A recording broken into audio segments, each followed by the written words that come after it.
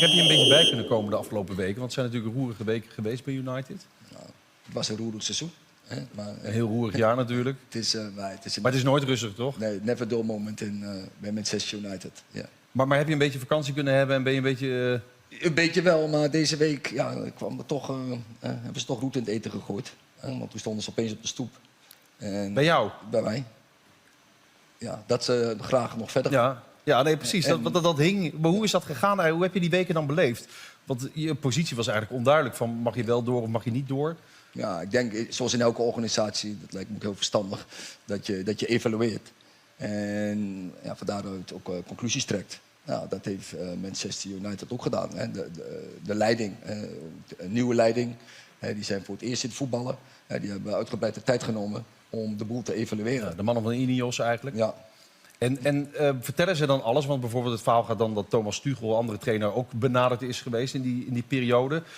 Vertellen ze dat allemaal? Of is het dan ook gewoon, we gaan nu gewoon door en we kijken niet meer terug? Nee, dat hebben ze inderdaad verteld. Okay. En daar waren ze... Maar goed, dat is denk ik ook geen geheim. Want iedereen heeft dat mee kunnen krijgen. Ja. Dat ze met meerdere kandidaten gesproken hebben. Maar hoe kwam het op jou over dan? Nou, kijk, in Nederland is dat not done. We hebben hier CBV en dat mag helemaal niet. Dat is op het moment dat je mag niet eens met een andere club gaan praten op het moment dat een zittende trainer is. Nou goed, daar zijn de wetten, de regels wat anders. En hebben ze gedaan. Maar uiteindelijk kwamen ze tot de conclusie dat ze de beste trainer hadden. En toen stonden ze voor de deur of ze belden? Ja, ze kwamen naar Ibiza. Ja, en had je toen misschien zelf nog het idee van, nou, ik weet niet of ik dan zelf nog wat door wil? Nou, we hebben goed gesproken. En er zijn diverse onderwerpen aan de orde geweest. En de conclusie was dat we met elkaar doorgaan. Maar ook de conclusie is dat wij gaan zitten om het contract te verlengen. Oké, dus de lucht is geklaard en want je hebt nog een jaar contract en je gaat nu verlengen. Nou goed, we moeten natuurlijk nog wel tot even overeenstemming komen. Nou, van harte gefeliciteerd dan, al bijna dan toch? Of je zegt, dat is nog even niet zo 1, 2, 3 gedaan? Nee, dat is nog niet 1, 2, 3 gedaan. Daar moeten we nog wel even over spreken. Hello and welcome to United and Everything Football Podcast. Thank you so much for joining us. This is our podcast since we won the FA Cup. I think after we won the FA Cup, we've not had a podcast to discuss all the matters that have been arising. Erik Ten Hag's future being under scrutiny, and then finally United deciding to continue with Erik Ten Hag and even proposing to offer him a new contract. So I'm here with Kwame Jubuesiako to discuss these issues and a lot more that has popped up, and also issues regarding the transfer window, which is opened. Some few names are coming up. I mean, the attention and the focus has shifted to that angle.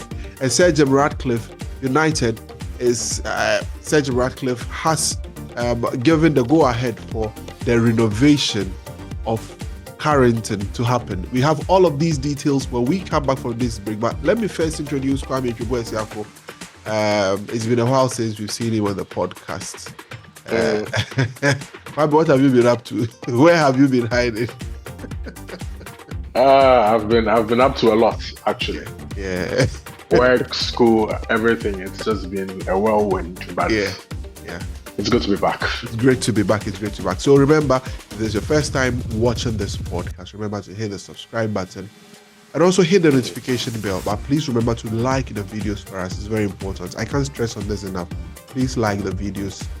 And also leave comments in the comment section if there's anything that you want to, contribution that you want to have. If there's any question you want to ask us as well, please do very well to leave that comment in the comment section. Let's build this community together. We are happy and proud that you are part of this community. We enjoy your company with us. Thank you so much for always taking time to watch this channel. But if you are new, please remember to hit the subscribe button. We'll be right back after this.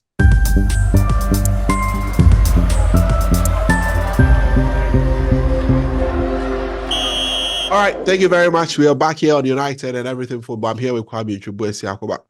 Let's get straight into action. Kwame, it's been a very, very interesting 2 weeks. If any one of you have been watching United today, I've been giving reports on what has been happening.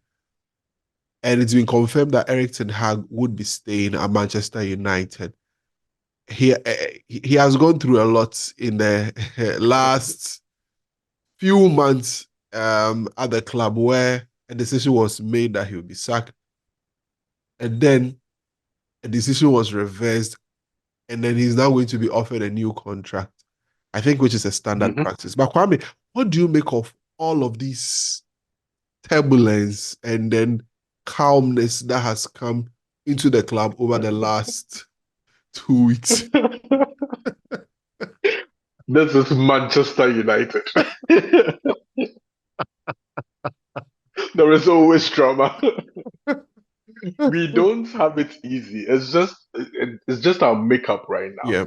See, it's just I just feel it's a new owners who came in, and that's just a result of a change of ownership. Mm-hmm. You know, when new owners come in, ideally, they would want their own people in. But then, as I've said before in the past, I did not expect Ineos to come in and kick everybody out. Yeah. It was never ever going to be feasible in that sense, especially when they are going into a landscape where they've never been before. They've never managed a club our size before. Yeah. Despite the fact that they've been in football for quite some time now, they've not been as successful. For them to be able to go like, oh, this is a blueprint, and we're just going to bring it into Manchester United, and it's just going to work the same way. No, it was never going to be smooth sailing, to the extent that people started tagging them as Glazers 2.0. But then, let's just forget about that. It was the heat of the moment. Fans were frustrated. But so far, I think they've been able to do a lot that it's completely different from what our previous owners used to do. They are not our previous On owners. the issue of, they are not. hey, they're still our current owners. Our current owners, our soon-to-be previous owners used to do. Let me put it that way, because I do not envisage that the Glazers will be there in the next couple of years, and they do not take major decisions at our football club anymore. I do not recognize them. So, so I think what happened, if fans want an actual recap, because the Athletic have been dropping bombs over the past couple of days concerning the events that took place in the lead up to Erik Ten Hag being confirmed as manager. And today, we've also had more revelations as to how Erik Ten Hag's tenure has actually gone. It's basically a summary of the past 2 years under Erik Ten Hag, with respect to players, with respect to decisions made on and off the pitch, relationship with players, relationship with staff, on an unavailability of certain staff. It's been crazy. But I just want to start from summarizing the events that led to Erik Ten Hag actually staying. So I think what happened was Erik Ten Hag was due to stay under Ineos, under the condition that we do qualify for Champions League football. The only time, if fans do remember, our owner, Sir Jim Ratcliffe, did not publicly back the manager to stay. All he did states clearly, emphatically, were two things. We would want to change the environment for the manager to succeed, one. And two, Champions League football, it's vital. It's crucial to what we want to do going forward. So Erik Ten Hag was in their good books up until it got to a point about a month and a half to the end of the season, when it became apparent that results weren't good enough for us to qualify for Champions League football. It was then that the manager's future came under review. At that point, Ineos did their best to get Jason Wilcox from Southampton to be able to come into the club with a month left to the end of the season to help them do this managerial review. He did it together with Dave Brailsford, where they and Jean-Claude Blanc, where they assessed Erik Ten Hag's tenure at the club, his relationship with the players, everything that was happening at Carrington in terms of even his training methods, and whether the manager can be able to work with them. When I say work with them, Erik Ten Hag did have a contract and did have vetoes in his previous employees. But then Ineos came in with a totally different idea, and they wanted to see whether their ideas do marry with Erik Ten Hag. And 2 weeks into that review, they had clearly come to a conclusion that one, their ideas don't marry with that of the coach. There are issues on the training ground in terms of his relationship with the players and the staff. The tactics were not up to what they envisaged, coupled with two very, very important bad results. One at Crystal Palace, where we lost 4-0, and we almost bottled the FA Cup semi-final. They were not enthused by all these factors. They sat down 2 weeks after this review in Monaco in the middle of May and decided that they had to part ways with Erik Ten Hag. But guess what transpired 2 weeks after that? Whilst they started a managerial search 2 weeks before the end of the season, they even considered at a point actually looking for an interim manager to see whether this interim manager could boost their chances of qualifying for Europe. I mean, Europa League football, Conference League football is still better than no football at all, and no European football at all. The reason being that Manchester United has issues with PSL, as does many clubs in England having issues with PSL, to the extent that it would have affected how much money we can actually spend in this window. But with European football, be it Europa League, be it Conference League, whatever amount that you can spend could have been boosted by that. So United needed to get into Europe. 2 weeks before the end of the season, just a few games before the end of the season, Erik Ten Hag magically started getting some results. I believe somebody from somewhere told him something. Say, gentlemen, your job is on the line. You have to do something. You better do something. Yeah. So whilst the club started interviewing managers, the likes of Poch and all those people, Erik Ten Hag started grinding out some late flurry of results. But then ultimately, what did it for him was that masterclass of an FA Cup final that actually did not just change the minds of certain decision makers, but actually got us European football as well. The very thing that got him into trouble in the first place was the fact that they didn't think he could make Europe. Nobody envisaged that he could actually win that FA Cup final. But it did not just win us a trophy, it did not just end the season on the eye. We did not just put up a masterclass on the day, we also qualified for Europe. And then, 2 weeks after they had decided to sack him, they had decided to go like, you know what, let's do a whole season's review at the end of this season, which is not time bound. And by the end of it, we'll come to a decision on the manager's future. Prior to that, we knew of the reports of the likes of Jacob Steinberg saying Erik Ten Hag is done, Di Marzio saying Erik Ten Hag is done. The writing did look like it was on the wall. But Ineos spoke to literally every manager possibly available. Yeah.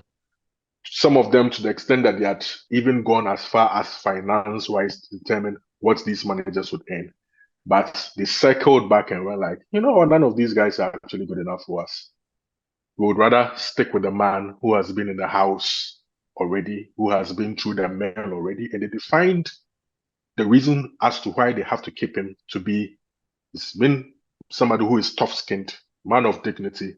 He's brought through youth. He's suffered an unbelievable injury crisis, yet he's still been able to win trophies. All his positives came to light and did not just decide to keep him, but then make him the man for their project, as they would have for any other manager they would have decided on actually giving the job to.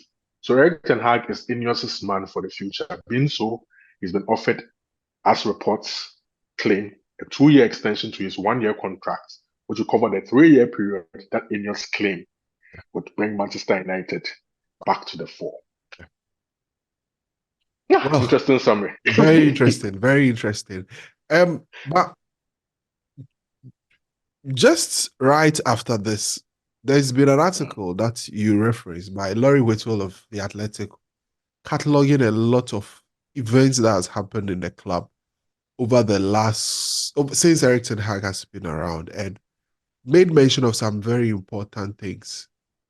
Key amongst it is the relationship with players and the kind of mentality some of these players have had. You've read the article, and to summarize what Laurie was talking about, there were times where players were questioning the methods of the coach. it started from Cristiano Ronaldo to Jadon Sancho openly coming out on social media to call the manager a liar for saying Mm-hmm. certain things and decided to stick to it without having to apologize to the club.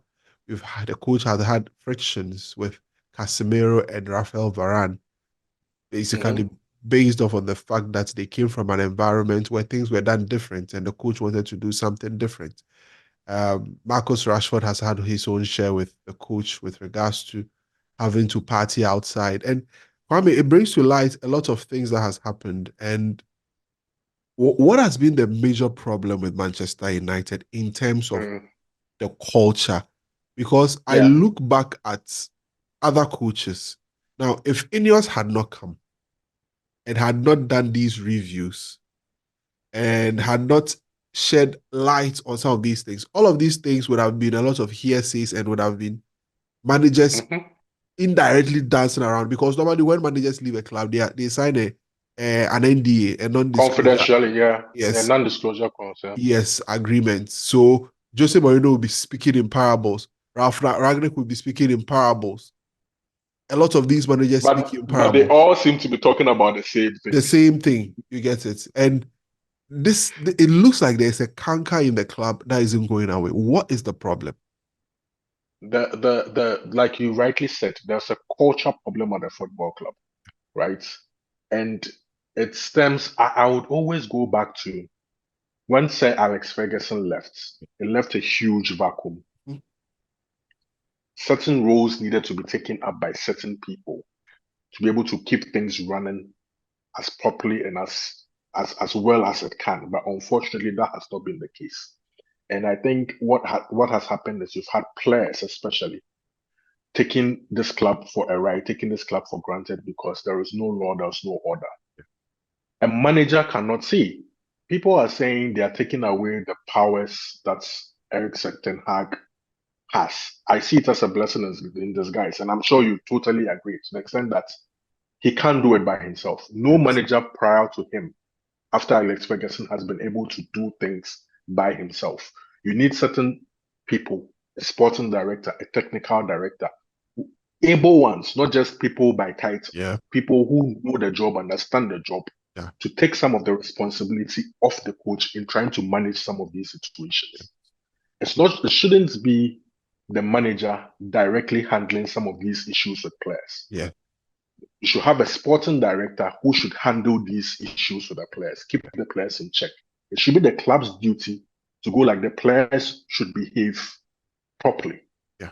They should take instructions from the manager. They Yeah. should do the coach, take instructions from the coach. I'm using these terms carefully because that is how we are going to be speaking going forward. Erik Ten Hag is going to be a head coach, Yeah. not the manager of everything. That's the way football is going right now. So you would have Dan Ashworth who would have to come in and work properly and directly with him to be able to keep players in check. These disciplinary issues should not necessarily be the burden of the head coach of the team.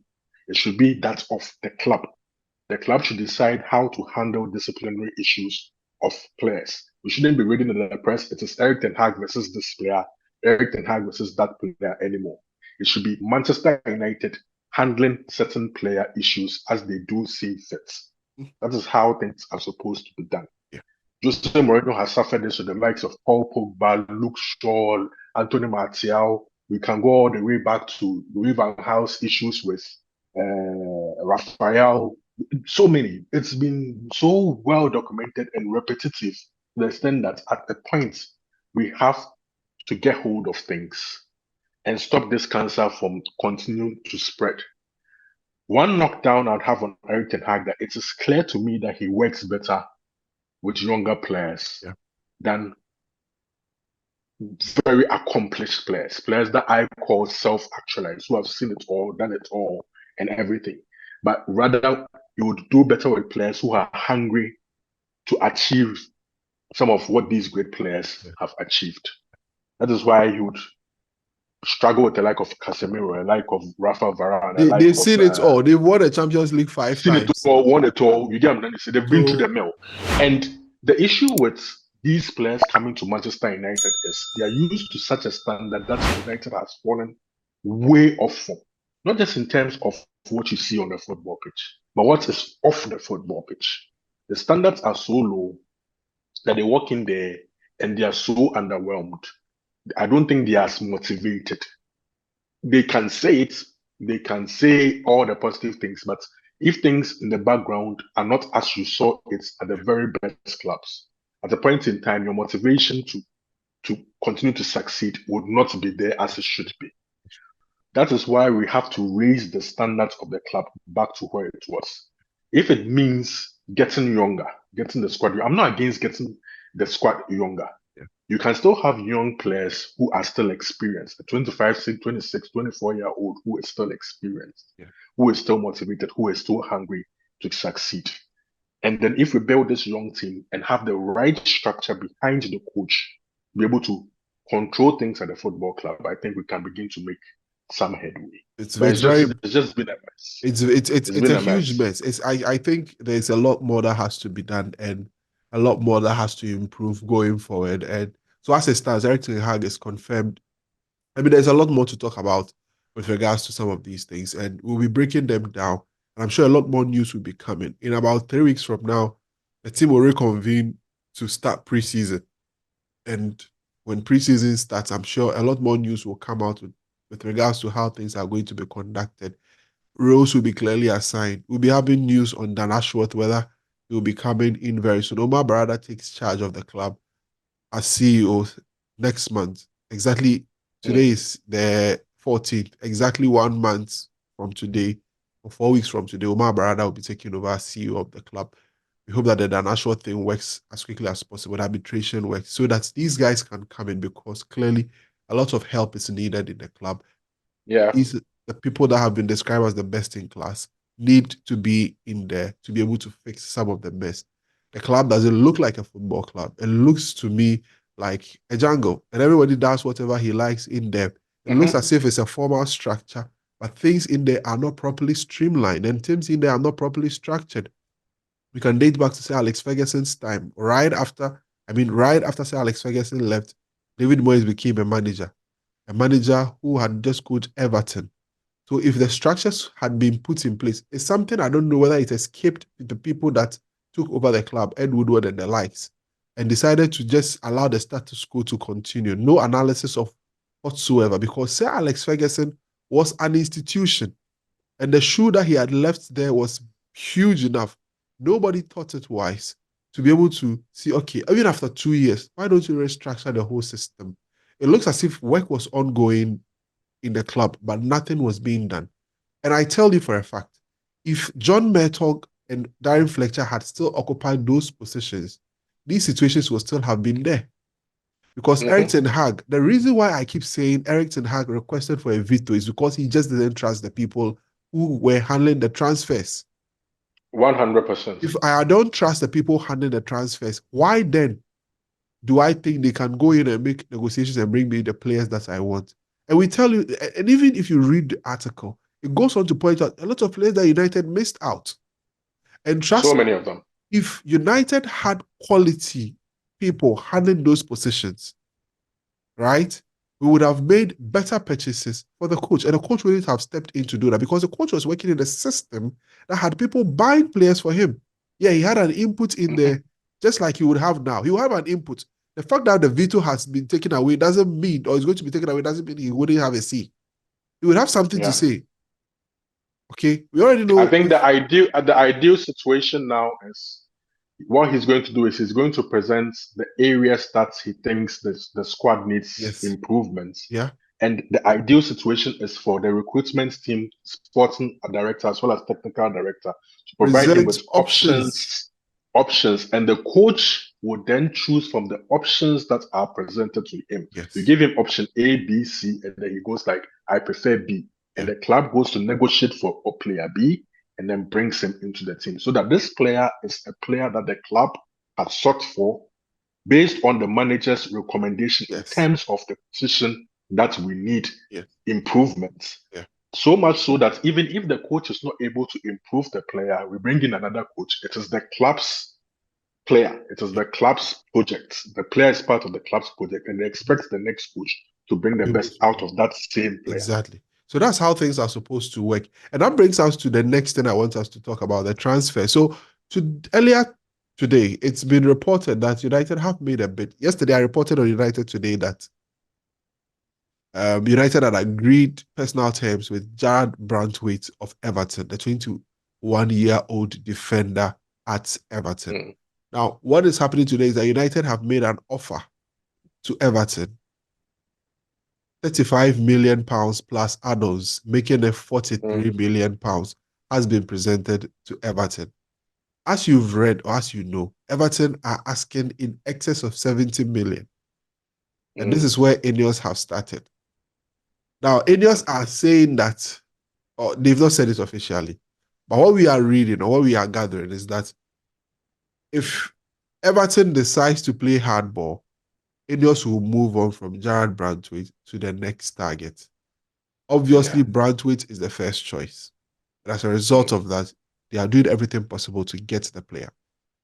If they do not, Everton decides to play hardball, United will move on and then go in for the next target. Kwame, let's assess some of the players. Then we can mix it up. We'll start with the defense. Now we look at the Zexi and then what's his name? The guy from Brighton, Ivan Toney, all being in the mix. And some other players that we want to. Let's look at the transfers in general. Officially, it's been open. What do you make of it? Let's start with Jared Brantwaite.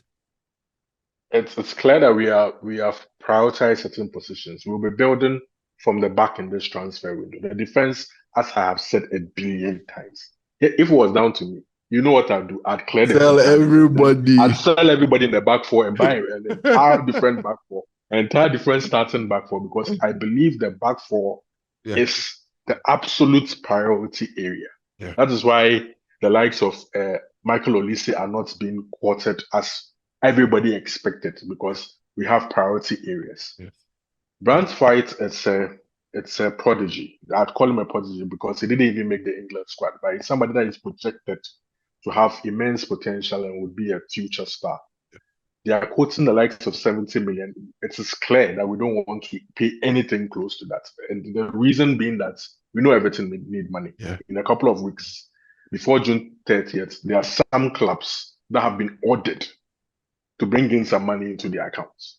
So we are trying to call off their bluff and beat the price down based on the fact that you are desperate for cash. Yeah. You get what I'm trying to say? But then they are also trying to go like, United have been paying for the likes of Harry Maguire, 80 million and all of that. Blah, blah, blah. But we don't want Ineos to come and continue with the same feelings that previous people have done. I always say this, that it is not managers that pay those ridiculous prices for players. The fact that we are overpaying for players is not on any coach. No, it wasn't on Jose Mourinho, it's still not on Ten Hag. It is on the club. We should do better at negotiating for players. If we get Brantwaite for anything less than £50 million, I think it's fair. Even if around £50 million, based on the fact that he's English, I think it's fair. But we should not pay anything beyond that. But I'm impressed by the fact that we've put a timeline to it. And it's clear and obvious that we have other targets. When City did not get Harry Maguire, they went to get Ruben Diaz. Yes. And Ruben Diaz has been one of the best defenders in the Premier League. I think one season he was even named as the best player in the entire season. So the moral of the story is that the fact that you are second choice doesn't mean you are coming in and you don't. Yes, you should always try and get your first choice option. As for that one, I'm not compromising on that. But well-run clubs, when they don't get their first option, there's a very good second option. At United, when they don't get their first option, they are digging into sometimes second, third, fourth options. And those players, we even end up overpaying for those same players. And then they flop. It doesn't even make sense. You get what I'm trying to say? So this is where we are. I think we are building from the back. It is a 3-man shortlist, in my opinion. It's just Todibo, Euro, who is most likely to go to Real Madrid. So let's just say it's going to be a Todibo who is already in the bag. Whenever we want to pull him in, we pull him in. And Brantwaite. If you add these two to either Harry Maguire or Lindelof, Willie Kwambala and But Lisandro Martinez, I think you've got a decent pool of centre backs to rely on. You add a left back because Lucho can't stay fit to save his life. We don't know whether Taro Malacia has had an amputated leg. We need a left back. And then, depending on what happens with Aaron Wan-Bissaka, either we keep him or we replace him. We probably have to buy a right back. If we have a good, solid defense, I'm good. Trust me, I am good. Going forward, everything else is a bonus for me. I see the likes of people talking about this Neves kid from Benfica. Benfica. Neves, yes. He looks great. He looks like an excellent potential, but I don't think it's a realistic signing that we are going to make. I honestly don't see it happening. Yeah. I consider the likes of Fofana, Yusuf Fofana more realistic. Hujumaut from Sporting Lisbon more realistic. Yeah. If you get one or two of these players in to complement our midfield, I'm fine. In attack, we obviously need to move bodies off that crowded right wing before we can even decide to add another player to it. Yeah. Listen, look at this list. Yeah. We have Jadon Sancho that we bought to come and play that right wing, who claims that he's not a right winger. Yeah. He's been telling everybody, manager in the face since he signed that he's not a right winger. I don't know what went into us signing him to play as a right winger, from Ole to Ragnick to Erik Ten Hag. He tells everybody, yet when he goes back to Dortmund, he still plays right wing. Make it make sense. Players just don't respect us. Yeah. Players simply don't respect us. Yeah.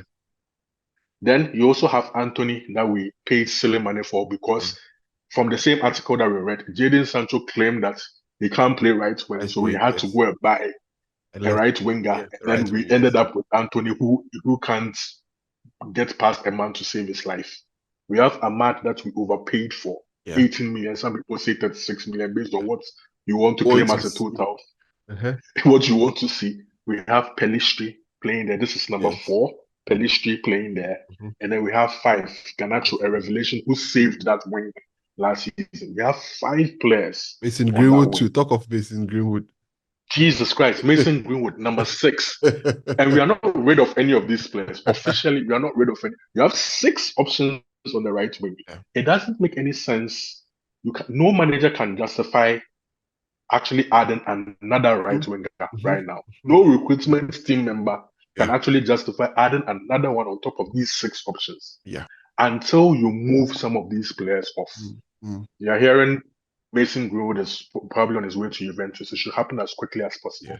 Jadon Sancho should be sold like yesterday. Pelistri should not come back on loan. From loan, he should not even return. From Copa America, he should be heading to some other place. And then we decide what to do with Anthony, because Anthony cannot be shifted now. I just know nobody's interested. But we should take a very critical look at how we solve this Anthony problem. If he doesn't come good this season, probably he has to be on his way. And it's Ahmad ready. We are not really sure. But if you're able to tone things down to that level, then you can maybe decide on adding an Olise. But then maybe by then Olise may even be off the market. So because a lot of teams are crowded on the Olise thing. Personally, I'd want us to add him. Because I don't trust Anthony, I don't trust Ahmad. And those two seem to be the most viable options to remain at the club to play on that wing. Maybe the plan is to continue to play Garnacho and develop him there as a right winger. So we may not need a right winger because it will stifle his progress. But if we could add Olise, and the word out there is he may be holding out for us and may reject. The fact that other clubs may pay the release clause does not necessarily mean that he would actually join them. It's the player's decision as to which club that he would want to join. Hopefully he holds out for Manchester United, waits for us to grab him later in the window. And then lastly, the strike position. I'll throw it back to you, Kwame. Zexi, Ivan Toney. Pick one and why. Zexi looks to me like a Højlund 2.0. For me, if we need a striker, we need a different profile from Rasmus Højlund. We need a striker who is a bit advanced in age, who is far more, not just advanced in age, but far more experienced, or has experience playing at the highest level, at least to an appreciable level. And a player, if a bonus for me would be a Premier League proven striker. Proven player. So That is why I lean towards a lot more to the Ivan Toney transfer, because when they talk about young players, we already have a 21-year-old Rasmus Højlund. I don't know how the growth or development of Ethan Whitley is going to be like, but I would draft him in as part of the new strikers for young players. Yeah. Then I'd rather add Ivan Toney, a Premier League proven player, scored 15 goals in the season before. I mean, what I'm sure people are doing, or United will be doing with Ivan Toney, is doing a very thorough background check to see if there isn't any issues in the cupboard anymore, to calm the stabbers at very crucial anymore. It's very, very important. So I'm sure if there's anything holding United making advances at Ivan Toney, it's because they are probably making background. But if you'd ask me, Ivan Toney would be the guy. But we are losing time on these particular issues. But we will have a lot more time to delve. But I agree with you. I'd pick Ivan Toney as well. Absolutely. I think Ivan Toney should be the guy. Zexi himself, I'm sure, would ponder. There is already Højlund. Which role I'm not going to be a starter, or where am I going to play? I'm sure he'll be asking himself all of those questions, because I feel his deal is a lot more straightforward, because there's a clause. Go activate the clause, finish it with the agent, and then pay the player off, and then that's it. But we will need to think a lot more broadly about some of these things. We'll see how things go with regards to that. But guys, it's where we want to end today's episode. I wish we could talk about Carrington. You have owners who are finally. Yes, so Carrington is going to go under reconstruction. It's starting on Monday, and it will carry on through the whole of this next season. It's fantastic news, Kwame. Fantastic. Yes. We are acting like a proper club. Club now. Yes. So that is the news. He said David Brailsford, after his assessment, said that Carrington is not fit for purpose. No top club should be using that facility. Cristiano Ronaldo was right, wasn't he? Yes, he mentioned it. That was exactly what I was going to say. And we had a sneak. Someone said that when we are done, we should invite him to come and do the inspection. It's very, very important. And we had a sneak peek into Real Madrid's training grounds not too long ago, and the players have. I mean, it's crazy. It's mind blowing. That's world class. It goes into, if you want to even sign players, they look at all of these things. Of course, you'll be shocked. Of course, from academy players all the way to big name players, they see all these things. It's very, very. We're stuck in time. We're stuck in time. Very poor, but all right. So that's how we end today's edition of United and Everything Football Podcast. Thank you so much for joining us. Our Euros, the coverage of our Euros continue. The Copa America continues on the summer series that we've put together for you. Please remember to hit the subscribe button if you've not subscribed. Hit the notification, but please remember to like the videos as well. It's very, very important to us. Thank you very much, Kwame, for joining us, and thank you for watching. We'll see you on the next one on the podcast. A lot more for you here on this channel. Have a great time, and see you on the next one.